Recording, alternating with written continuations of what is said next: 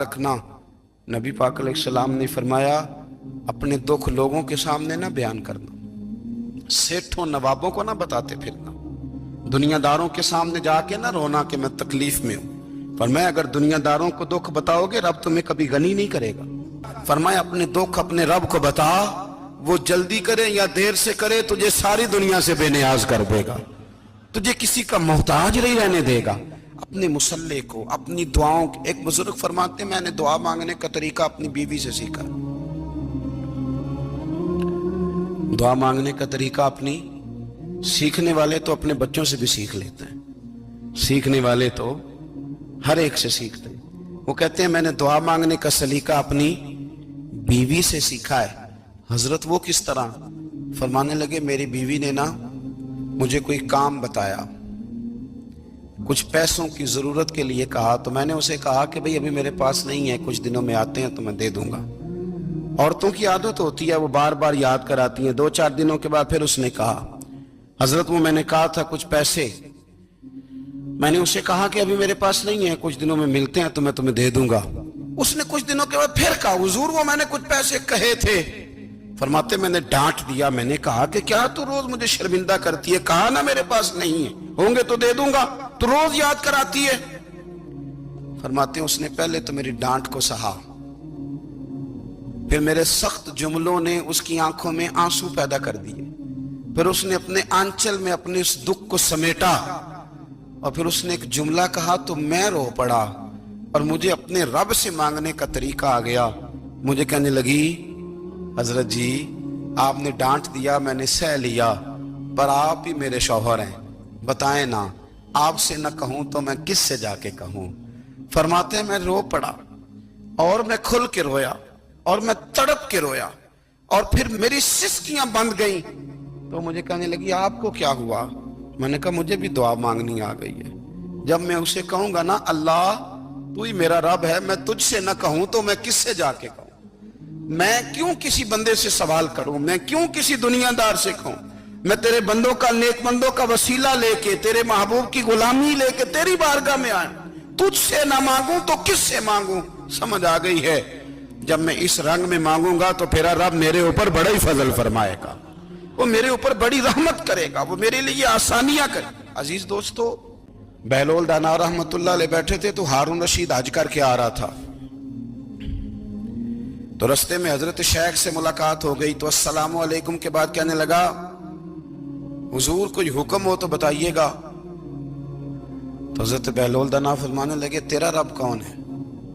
اس نے کہا اللہ۔ تو فرمایا میرا کون ہے؟ کہا اللہ۔ فرمانے لگے تو بڑا ہی بیوقوف ہے، کیا تو یہ سمجھتا ہے کہ رب ہارون رشید کو تو دے گا اور بہلول دانا کو بھول جائے گا؟ تیرا بھی وہی رب ہے، میرا بھی وہی رب ہے، اس نے اگر تجھے دے کے آزمایا ہے تو ہو سکتا ہے مجھے نہ دے کے آزما رہا ہو، جب اس کی حکمت کے تقاضے ہوں گے تو عطا کرے گا اور دے گا، تو جا اپنا کام کر۔ بھائی اپنی روحانی زندگی، اپنی عبادات، اپنے وظائف، اپنے روزمرہ کے معاملات، اپنی دعائیں، اپنا استغفار، دنیا میں اتنا مشکل معاملہ ہے، آخرت میں مجھے بتائیے گا کتنا مشکل معاملہ ہوگا۔ میرے نبی پاک صلی اللہ تعالی علیہ وسلم نے فرمایا جو لوگ سورہ ملک پڑھا کرتے تھے نا، سورہ ملک، یہ سورت ملک قیامت میں ان کی سفارش کرے گی، اور اس طرح کرے گی کہ کہے گی اے اللہ یہاں اس بندے کو جنت میں داخل کر دے یا مجھے قرآن پاک سے علیحدہ کر دے۔ تو رب فرمائے گا جا اس کا دامن تھام کے اسے جنت تک پہنچایا۔ آپ بات کو سمجھیں، جب آپ کے تعلقات اپنے معاملات کے ساتھ مضبوط ہوں گے، یہ نبی کریم نے وعدہ کیا ہے کہ تو سورت واقعہ پڑھ تیرے گھر میں فاقہ نہیں آئے گا۔ حضرت عبداللہ ابن مسعود رضی اللہ تعالیٰ عنہ بیمار تھے تو حضرت عثمان غنی رضی اللہ تعالیٰ عنہ تیمارداری کے لیے تشریف لے گئے، اور جا کر کے کہا کہ آپ بڑے بیمار ہیں، آپ کی بیٹیاں زیادہ ہیں، میں چاہتا ہوں کہ خزانے میں سے کچھ مدد کروں۔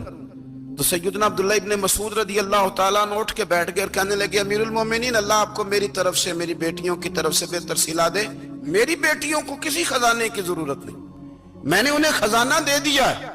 کہا جناب آپ نے کون سا خزانہ دیا ہے، میں آپ کے مالی معاملات کو جانتا ہوں۔ تو فرمانے لگی امیر المومنین میرے نبی کریم نے فرمایا ہے جو سورت واقعہ پڑھے اسے کبھی فاقہ نہیں آتا، میں نے بیٹیوں کو یاد کرا دی ہے، یہ خزانہ میں نے انہیں دے دیا ہے۔ وہ سارے والدین سنیں جو بیٹیوں کے لیے پریشان رہتے ہیں۔ حضرت عبداللہ ابن مسعود نصیحت کر رہے ہیں، فرمانے لگے میں نے سورۃ واقعہ یاد بھی کرا دی ہے، پڑھنے کی عادت بھی ڈال دی ہے۔ حضور نے فرمایا ہے جو سورۃ واقعہ پڑھے اسے فاقہ نہیں آتا۔ کہنے لگے چاند تو اپنی جگہ چھوڑ سکتا ہے، سورج گر سکتا ہے، تارے ٹوٹ سکتے ہیں، پر مدینے والے رسول کی بات غلط نہیں ہو سکتی۔ حضور نے فرمایا فاقہ نہیں آئے گا تو انشاءاللہ کبھی بھی نہیں آئے گا۔ کرنے کا کام یہ ہے۔ حضور نے فرمایا جو فرض نماز کے بعد دعا مانگے اللہ اس کی قبول کر لیتا ہے۔ نبی پاک صلی اللہ تعالی علیہ وسلم نے فرمایا اللہ مسافر کی دعا قبول فرماتا ہے۔ حضور نے فرمایا اللہ مظلوم کی دعا قبول فرماتا ہے۔ حضور نے فرمایا بیمار سے دعا کراؤ اللہ اس کی دعا قبول فرماتا ہے۔ میرے نبی پاک نے فرمایا ماں باپ جب بھی اولاد کے لیے ہاتھ اٹھائیں، ویسے تے بلے شاہ تو آسمانی اڑ دیا ہی پھڑ دیں، جڑا گھر بیٹھا انہوں بڑھیا ہی نہیں۔ حضور فرمانے لگے ماں باپ جب بھی اولاد کے لیے دعا فرمائیں اللہ ان کی دعا کو قبول کرتا ہے۔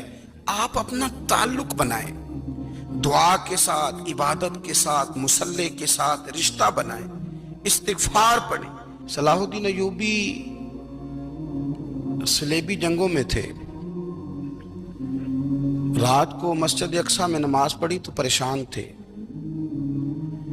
ایک بزرگ سے ملاقات ہوئی تو وہ کہنے لگے کہ آپ بڑے پریشان ہیں۔ کہنے لگے حضور پریشان اس لیے ہوں کہ پہلے ہی مسلمان کمزور ہے، اب میں نے سنا ہے دشمن کا ایک بحری بیڑا وہ جنگی سامان سے بھرا ہوا آ رہا ہے، تو اب ان کے پاس اور تلواریں اور نیزے آ جائیں گے، مسلمانوں کے پاس پہلے ہی وسائل کی کمی ہے، پریشان ہو کس طرح کر کے مقابلہ کریں گے۔ یہ بات کہتے ہی صلاح الدین ایوبی نے بزرگوں سے کہا حضور آپ بھی دعا کرنا، دعا کی بڑی طاقت ہے۔ میرے نبی پاک نے فرمایا دعا مومن کا ہتھیار ہے، دعا مومن کا